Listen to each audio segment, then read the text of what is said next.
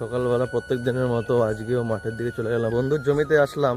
ঘুরতে গেলাম হলো নাঙল টানছে মাটিতে। তো দেখুন কেমন করে নাঙল টানছে। তবে টানার কারণ হচ্ছে জমিতে যে ঘাসগুলো রয়েছে, যে যে ঘাস ভাদিলা ঘাস একে বলে, তো এই ঘাসগুলো মরে যাবে। এবং এখন দেখতে পাচ্ছ নাঙল টানার পর হালকা ভেজা ভেজা রয়েছে জমিতে, এই দেখুন রস, এগুলো শুকিয়ে যাবে রোদ্রে। তারপরে ইউরিয়া সার প্রয়োগ করা হবে। ইউরিয়া সার প্রয়োগ করে এরপর মাটি ধরিয়ে দেওয়া হবে কোদাল দিয়ে, তারপর জল দেওয়া হবে।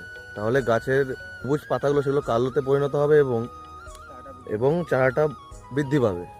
বুঝতে পেরেছেন?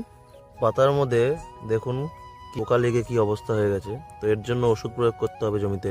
বন্ধুর জমিতে আজকে আমি কোদাল দিয়ে মাটি ধরাতে আসলাম ভুট্টার জমিতে। বন্ধু বোতলে করে জল আনতে গিয়েছিল, ওইখানে মেশিন চলছিল, সেখান থেকে গিয়ে জল নিয়ে